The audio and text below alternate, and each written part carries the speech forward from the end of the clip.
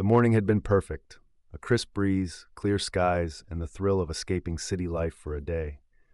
I wasn't particularly outdoorsy, but the promise of fresh air and good company was enough to lure me into joining the group. There were about a dozen of us, chatting, laughing, and slowly making our way along a well-marked trail that wound through the dense forest. The sounds of conversation and crunching leaves filled the air, adding to the easy atmosphere.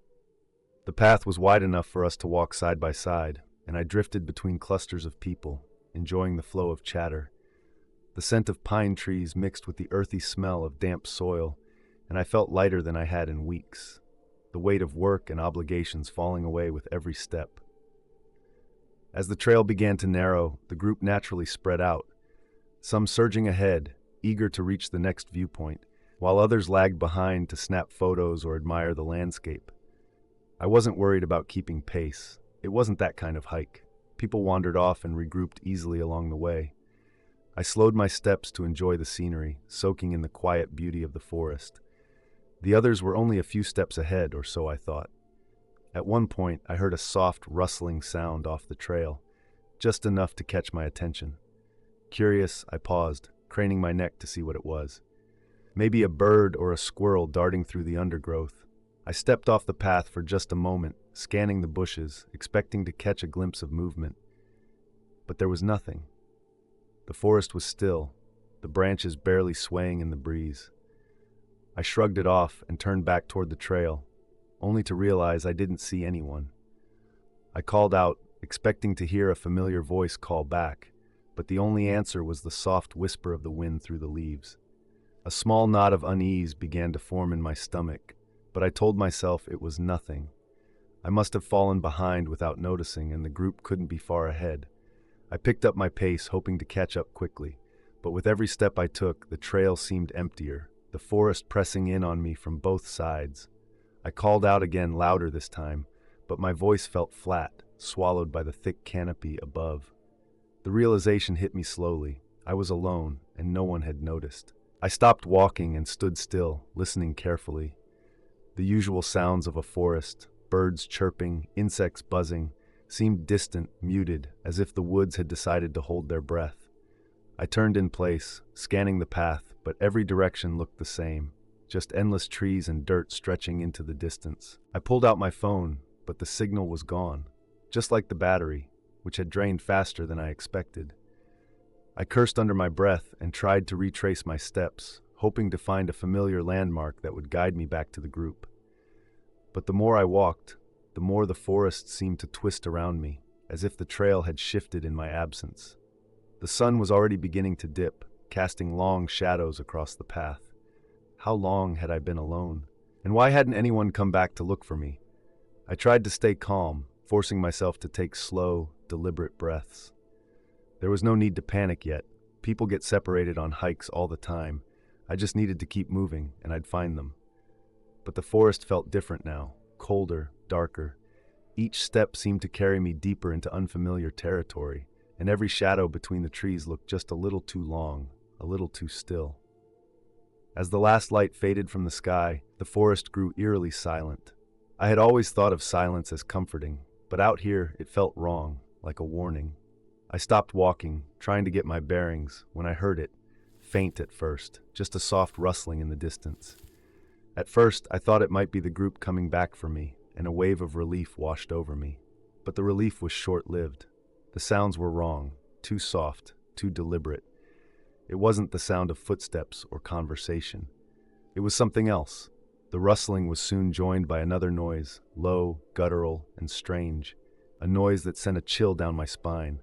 I froze, my mind racing, trying to make sense of it. I glanced around, desperate for a place to hide, and spotted a large rock a few feet off the trail.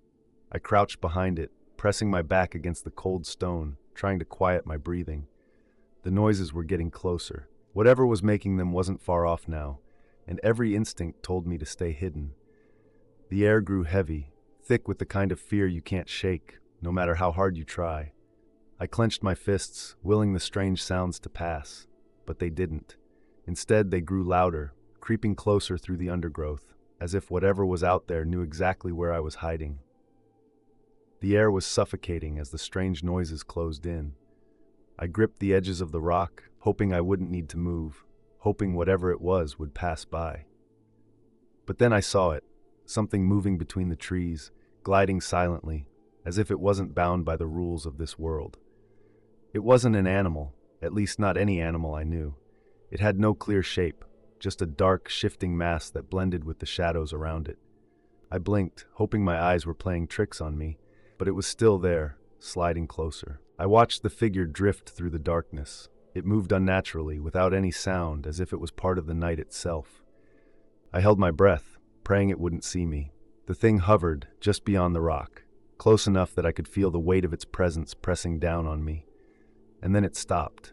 It lingered there for a moment, as if tasting the air, as if it knew I was hiding just out of sight. I couldn't wait any longer. The fear was too much. My body moved on instinct. 1 second I was crouching behind the rock, the next I was running. I bolted from my hiding spot, adrenaline coursing through me like fire, driving me through the forest in a blind panic. Branches tore at my clothes, scratching my skin, but I didn't care. I just needed to get away from that thing, whatever it was. My lungs burned with every breath, and my legs screamed for me to stop, but I couldn't. The thought of it catching me was worse than any pain. The forest seemed endless, every tree looking like the last, every step taking me deeper into its labyrinth.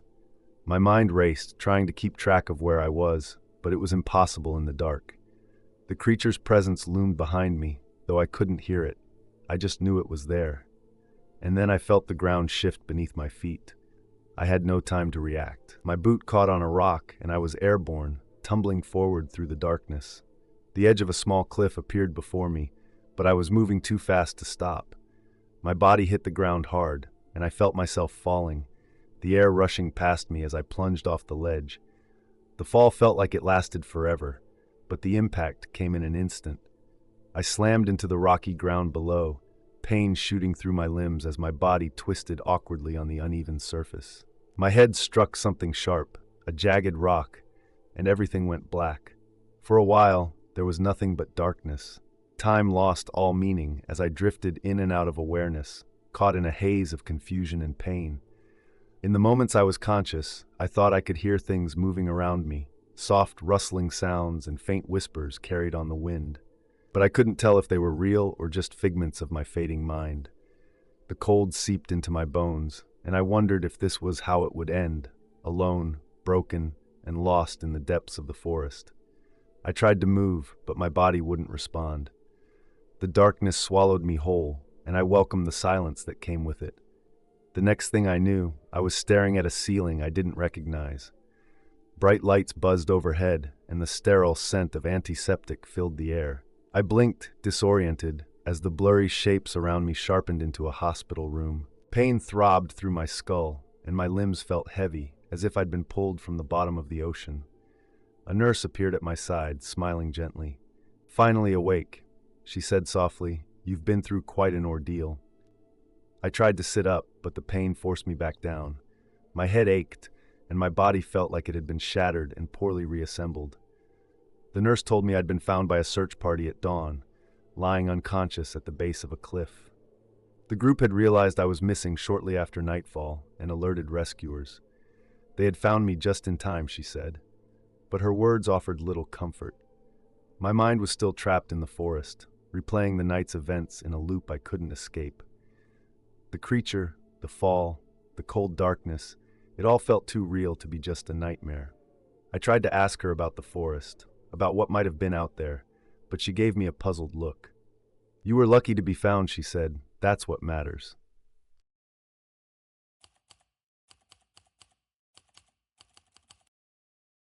The day started like any other, with no sign of how drastically it would end. I'd ridden the same streets countless times, weaving through traffic with ease, feeling the wind against me as I cruised along on my motorcycle. It was one of those familiar rides, the kind where the mind drifts, comforted by routine. But routine turned to disaster in an instant.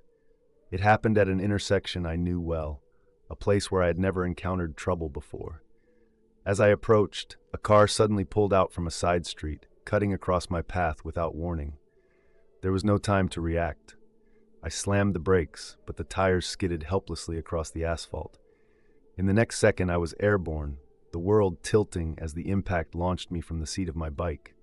I hit the ground hard, rolling and skidding across the rough surface.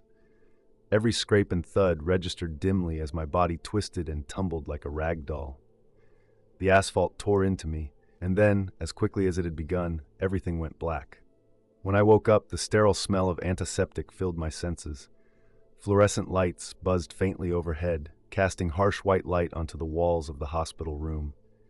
My body felt heavy, my head dull and aching. I blinked a few times, disoriented, trying to piece together where I was and how I got here. A nurse noticed I was awake and came over to check on me. She explained the situation in a voice that was calm but rehearsed, as if she had delivered the same speech dozens of times before. I had suffered a concussion, but I was lucky. No broken bones, no internal injuries. "You'll be just fine with a bit of rest," she assured me. I nodded, grateful to be alive, but as the fog in my mind cleared, a strange unease began to settle in. Something about the room didn't feel right. It wasn't the sterile environment or the distant hum of machines. It was the atmosphere itself. The other patients in the room made me uncomfortable in ways I couldn't fully explain. One man sat upright in his bed, staring blankly at the wall, lost in a world of his own. Another patient lay flat, whispering to himself in a low, rhythmic murmur, repeating the same words over and over again. None of them seemed to notice my presence, or each other's. I told myself it didn't matter. I just needed to focus on resting, recovering, and getting out of here as soon as possible. But deep down, I knew something was off. The first night was worse than I expected. I lay in the hospital bed, trying to sleep, but the hum of machinery and the odd noises from the other patients kept me on edge. Every creak of the bed frame, every faint whisper made my nerves prickle. I kept my eyes shut, hoping to drift off, but sleep refused to come.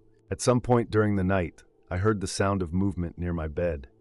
My eyes snapped open, and in the dim light of the room, I saw him, one of the other patients, standing just a few feet away from me.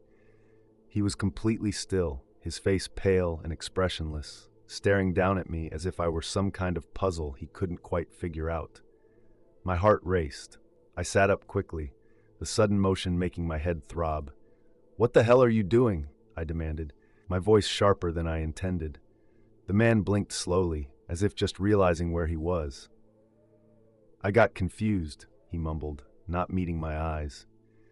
Without another word, he shuffled back to his own bed, moving like a sleepwalker who had just woken up. I sat there for a long moment, my pulse pounding in my ears. I thought about calling for a nurse right then, but decided to wait until morning. Maybe it was nothing, just a man who didn't know where he was in the middle of the night. But even as I tried to convince myself, I knew I wouldn't sleep again that night. The next day, I reported the incident to the night nurse, hoping she would take it seriously. But she only smiled gently, as if humoring me. "These things happen sometimes," she said. "Patients get disoriented. It's nothing to worry about." Her words did little to ease my mind, but I tried to let it go. What else could I do? I told myself it was just an isolated incident, a strange but harmless encounter. But when the second night came, my fragile sense of calm shattered completely. I had just drifted into a light sleep when the sound of movement woke me again. My eyes snapped open, and there he was, the same patient standing in the same spot beside my bed. But this time, something was different. His hands were busy with a bedsheet, looping it around his neck with shaky, deliberate movements. For a moment, I froze, unable to process what I was seeing. The man was trying to hang himself. Right there, just feet away from me. The sight sent a jolt of adrenaline through my system, and I acted without thinking. I threw the covers off and lunged at him, tackling him to the floor before he could tighten the makeshift noose. He hit the ground hard, and I pinned him down, shouting for help with everything I had. Within seconds, the door burst open, and nurses flooded the room. They wrestled the patient away from me, restraining him as he thrashed weakly in their grip. I sat on the cold floor, gasping for breath, my heart pounding in my chest. It took a moment for the realization to sink in. I had just stopped a man from ending his life, but the image of him standing over me, sheet in hand, would be burned into my memory forever. The nurses restrained the man and wheeled him out of the room, his vacant eyes staring at nothing in particular. I stayed where I was, sitting on the cold floor, trying to steady my breathing. A nurse knelt beside me, her expression shifting from professional calm to genuine concern. "Are you all right?" she asked. I managed a shaky nod, though my heart still pounded in my chest. Once they helped me back into bed, the night nurse apologized profusely. "We'll handle this," she said, her voice softer now, almost reassuring. "For your safety and comfort, we'll transfer you to another room. I'm so sorry this happened." I was too shaken to argue. The idea of staying in that room for another night, surrounded by the same uneasy silence and strange behavior, was unbearable. Within the hour, I was moved to a smaller room down the hall, quieter, with no other patients. Lying there in the dark, I felt a mixture of relief and dread. I had escaped the room and the troubled man, but the weight of what I had witnessed lingered, pressing down on me like the cold walls of the hospital itself. The following days passed in a haze. The new room was quieter, but I found no comfort in the silence. Every noise from the hallway, every creak of the bed frame set my nerves on edge. On the third day after my transfer, I overheard two nurses talking just outside my room. They spoke in low voices, but the thin walls did little to hide their words. I sat perfectly still, listening intently, the unease in my chest sharpening with every word. "Tried to harm another patient," one of them whispered. "Same thing as before, we had to intervene just in time." The other nurse responded, her tone grim. "He's not stable, even in isolation. I don't know how much longer we can keep him here." My stomach tightened. It was the same patient, the one I had tackled to the ground, the one who had tried to hang himself beside my bed. He had tried again, this time with someone else. They spoke for a few moments more, but I couldn't focus on the rest. My thoughts raced, the pieces of the puzzle shifting in my mind. I had been lucky that I woke up when I did, lucky that he hadn't tried something worse. But what about the other patients? How many more times would he try before someone got hurt?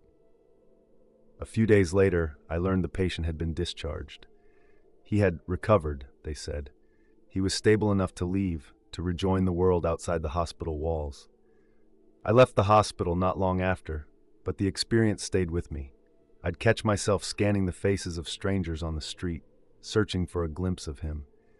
Every time I passed a hospital or heard the distant wail of an ambulance, my heart would race, and the memories would flood back, cold, sharp, and inescapable. I don't know what happened to him after he left the hospital.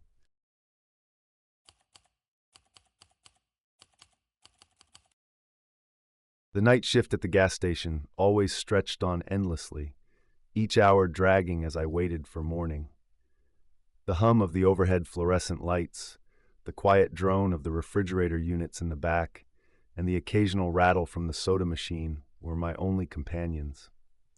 There were few customers this time of night, just the occasional trucker stopping for gas or a wary traveler needing coffee to make it through the last leg of their drive. I'd grown used to the isolation. The steady rhythm of the job, though lonely, gave me a strange kind of comfort. I knew the shelves by heart, where every candy bar, cigarette pack, and snack was placed. Nights were predictable, until they weren't. That night felt no different from the dozens of others I'd worked before. I wiped down the counter for the third time, checked the inventory out of habit, and stared out through the glass door, watching the empty lot under the dull glow of the streetlights. Nothing seemed out of the ordinary. But things can change fast when you least expect them. I was stacking some gum by the register when the front door jingled, breaking the silence. I looked up, expecting to see one of the regulars, or maybe a lost driver needing directions. But instead, two boys stumbled in. They couldn't have been older than 10 or 11, both of them disheveled and dirty, with wide, terrified eyes that seemed too big for their faces. Their breath came out in sharp gasps, like they had been running hard, and the look on their faces told me everything I needed to know. Something was wrong. One of the boys grabbed the counter, using it to steady himself. The other looked back over his shoulder toward the door, his entire body tense, like he expected someone to burst in at any moment. "Please," the first boy whispered, his voice shaky. "Can you hide us?" There was no hesitation.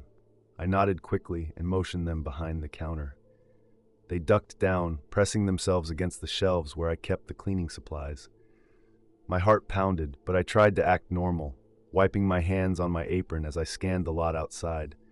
Something about the fear in their eyes told me this wasn't just a game or a prank. These boys were genuinely terrified.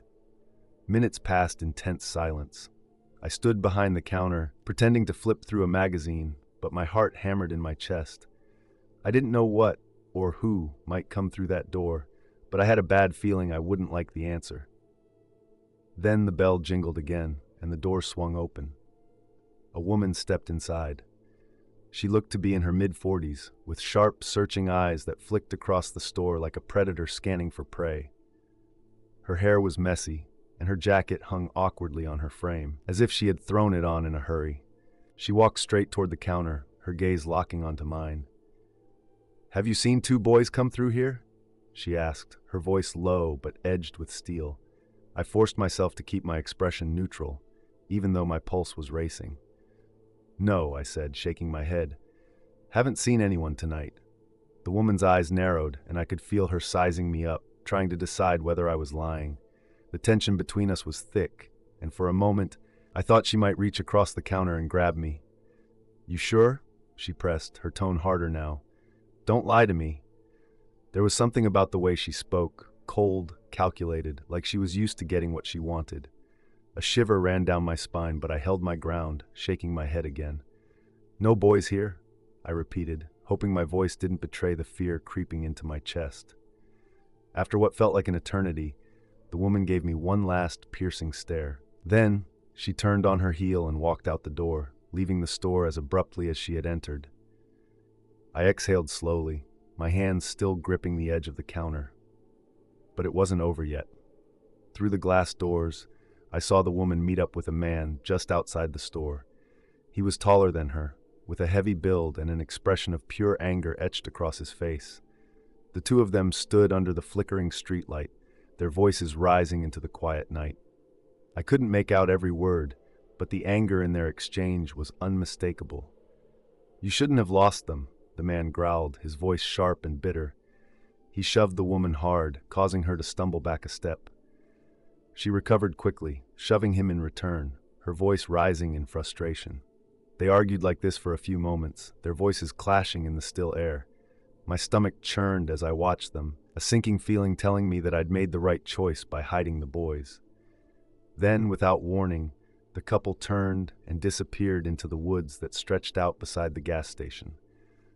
One minute they were arguing under the streetlight, and the next they were swallowed by the darkness of the trees.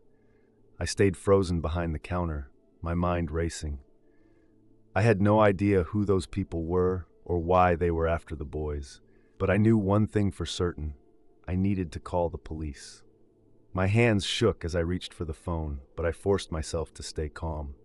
I dialed 911, glancing down at the boys, who were still crouched behind the counter. They looked up at me with wide, scared eyes, and I gave them a small nod, hoping to reassure them. When the dispatcher answered, I quickly recounted everything: the boys showing up, the woman and the man who had followed, and how they'd vanished into the woods after their argument. The dispatcher's voice was calm, but there was an urgency beneath her words. "Stay where you are. Officers are on their way," she told me. The minutes that followed felt like hours. I stayed behind the counter, listening for any sound that might indicate the couple had returned. The boys remained silent, huddled close together, too scared to speak. Finally, the flashing blue and red lights cut through the night, and two police cruisers pulled into the lot. I exhaled a shaky breath, relief washing over me as officers stepped out of their cars and entered the store. The officers listened carefully as I explained everything again: how the boys had stumbled in, the threatening woman, and the argument outside with the man. I pointed toward the woods, describing how the couple had vanished into the trees without a trace. When I finished, one of the officers crouched down beside the boys and spoke softly to them, asking their names and where they had come from. The boys answered hesitantly, their voices barely above whispers. After a moment, one of the officers turned to me, his expression grim. "These boys were reported missing earlier today," he said quietly. The weight of his words hit me hard. Missing. I had no idea where they had come from or what they had been running from, but now it was clear something far worse was at play here than I had imagined. The officers assured the boys they were safe now and that they would be taken into protective custody. "You did the right thing," one officer told me, clapping a hand on my shoulder. But his words brought little comfort. While one pair of officers stayed with the boys, others grabbed flashlights and headed into the woods, determined to find the couple. I watched from the glass doors as their lights bobbed through the darkness, cutting through the thick trees. The officers were gone for what felt like an eternity, the night stretching on in unbearable silence. I stood behind the counter, gripping the edge with white-knuckled hands, waiting for them to return with news. When they finally emerged from the woods, their faces told me everything before they even spoke. "Nothing," one of the officers said, shaking his head. "We searched everywhere. There's no sign of them." The couple had vanished, leaving no trace behind. It was as if they had dissolved into the night, taking whatever dark intentions they had with them.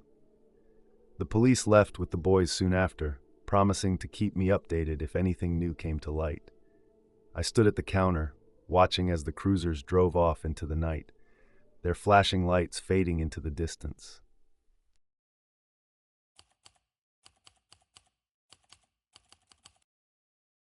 It was late on a Friday night, and I was exhausted from my shift at the part-time job that always seemed to drag on too long. The thought of navigating weekend traffic was unbearable, so I decided to take a different route home, a shortcut I hadn't tried before. I figured it would save time and offer some peace from the usual chaos of the main roads. The road I chose cut through an old industrial area on the outskirts of town, where most of the buildings sat abandoned. It seemed like a good idea at first. Quiet, empty, no traffic. The night air pressed against my windows as I drove, the headlights casting long shadows against the cracked pavement. The streetlights were spaced far apart, leaving long stretches of road in near darkness. For a while, the drive was uneventful. I rolled down the window slightly, letting the cool night breeze in, feeling grateful for the quiet. But as I approached an old warehouse, something strange caught my eye. There were several cars parked just outside the warehouse, their engines off but headlights still on, beaming out into the empty lot. It was strange. This wasn't the kind of place people gathered. I slowed down slightly, my curiosity getting the better of me, but the unease in my chest grew. The warehouse loomed like a forgotten relic from another time, its windows shattered and its walls covered in graffiti. The cars in front of it looked out of place, like they belonged somewhere else entirely. Just as the thought of turning around crossed my mind, two men stepped out from the darkness and into the road, blocking my way. My pulse quickened.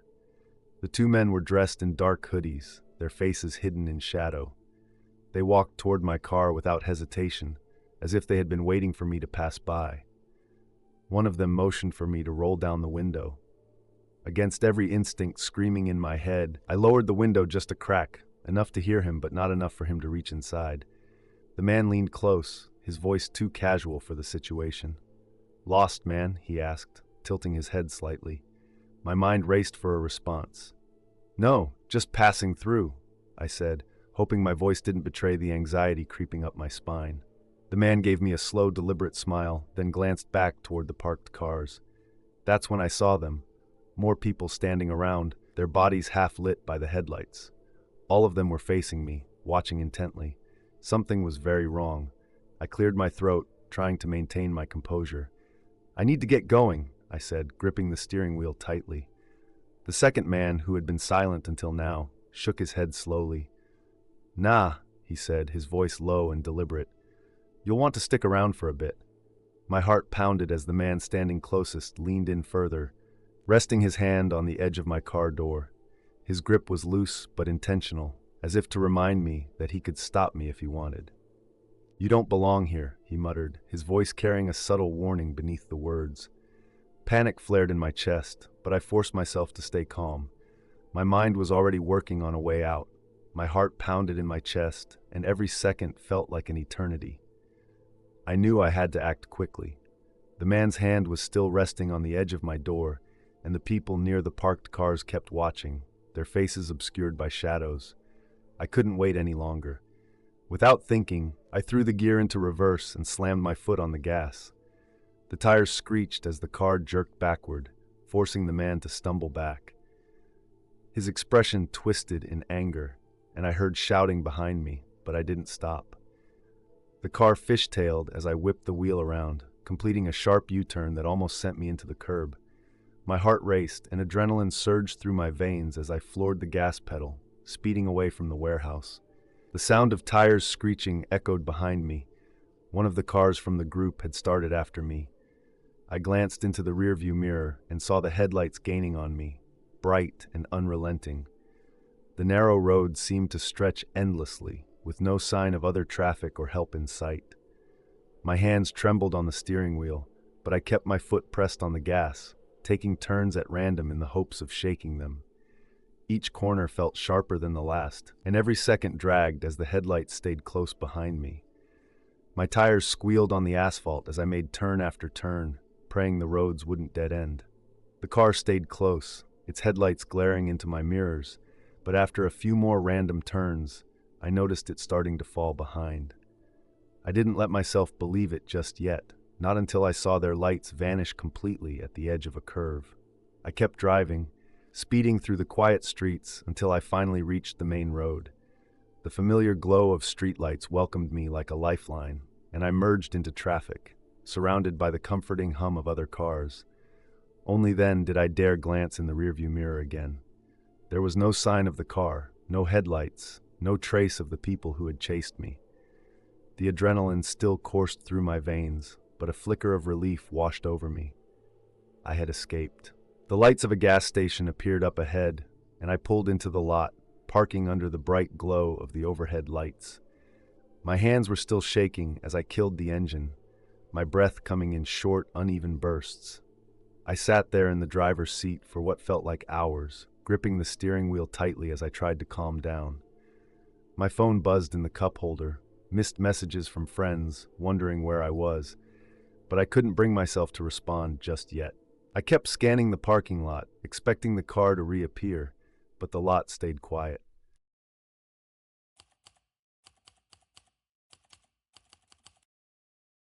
I've always found comfort in late-night drives. There was something soothing about the empty roads and the hum of tires on asphalt, a space where my thoughts could unwind without distraction. It became a habit during college. After long study sessions or stressful nights, I'd hop into my car and drive. My favorite destination was an overlook about 30 minutes from campus, tucked away on a quiet back road. That night was no different. I had just wrapped up a grueling study session, my brain buzzing from hours of textbooks and notes. The idea of getting out on the road felt like a relief. I slid behind the wheel, turned the key, and let the quiet night wrap around me as I pulled out of the parking lot. The first stretch of the drive was peaceful. The roads were empty, just the occasional truck passing by in the opposite direction. I flicked through the radio stations, but eventually let the silence take over. The road stretched out ahead, the familiar turns leading me toward the overlook I'd visited so many times before. It was the kind of night where nothing seemed out of place, until I noticed the car. At first, it was just headlights in my rearview mirror, a car coming up from behind, its beams cutting through the darkness. I thought little of it. It wasn't unusual to pass a car or two, even this late, but this one stayed right behind me, never passing, never falling back.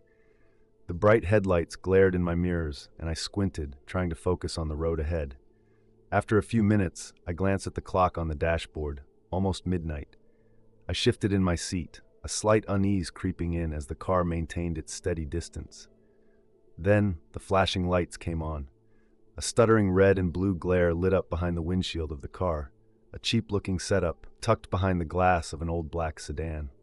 The sound of a siren followed, not as loud as the ones I was used to hearing, but unmistakable. At first, I thought I must have done something wrong.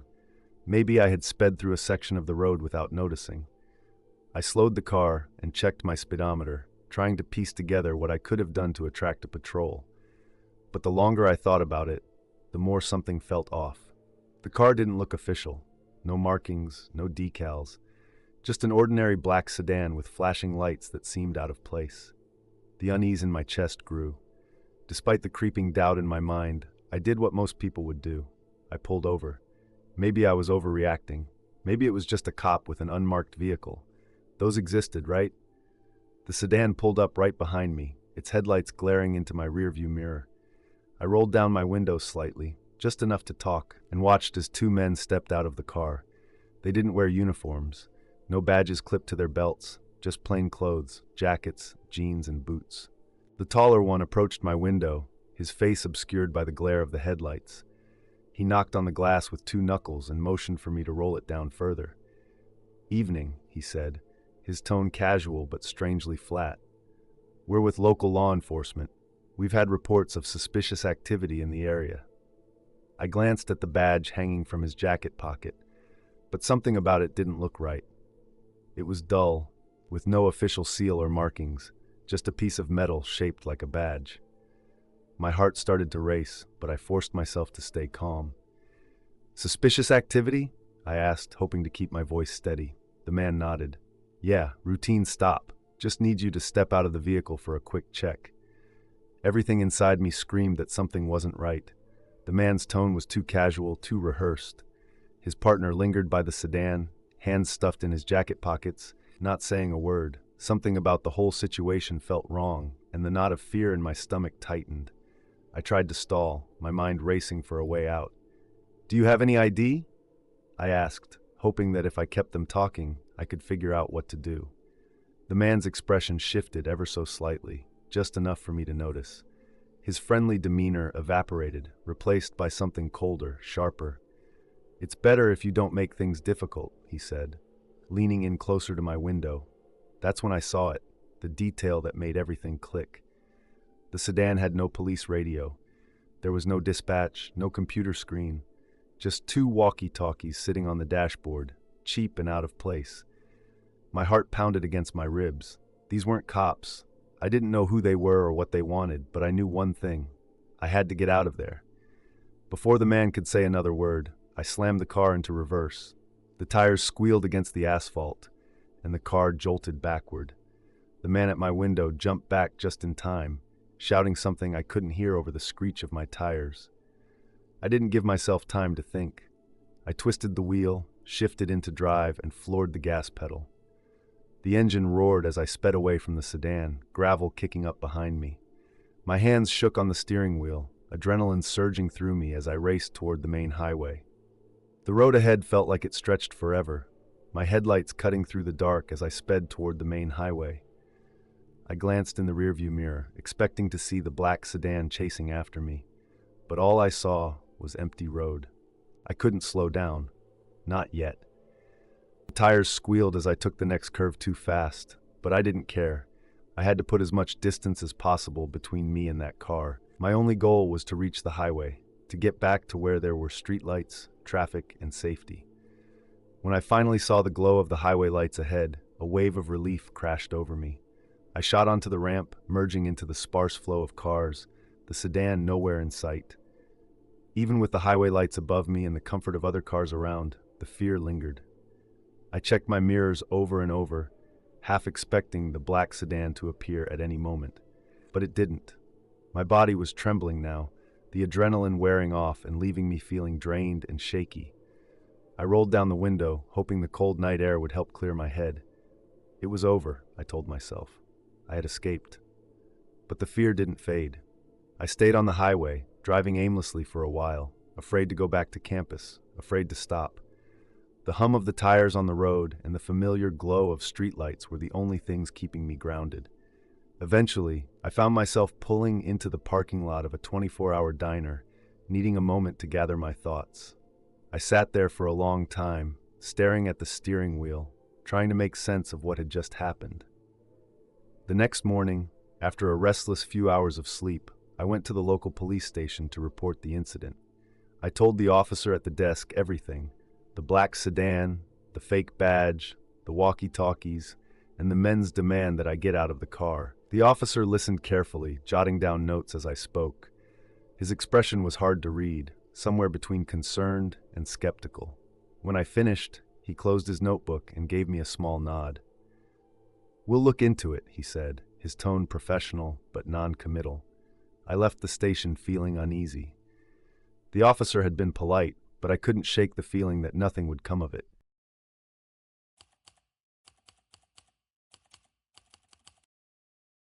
It was the kind of drive I'd done a dozen times before. A 2-hour stretch from campus to my parents' house, a little break from college life that I always looked forward to. I liked the drive. It gave me time to clear my head, just me, the highway, and the quiet hum of the car. The route was familiar, and so was the rest area about halfway along the way. I always stopped there for a coffee and to stretch my legs before continuing the rest of the drive. Nestled between dense woods on both sides of the highway, it was usually peaceful. The few people that stopped kept to themselves, and I liked that.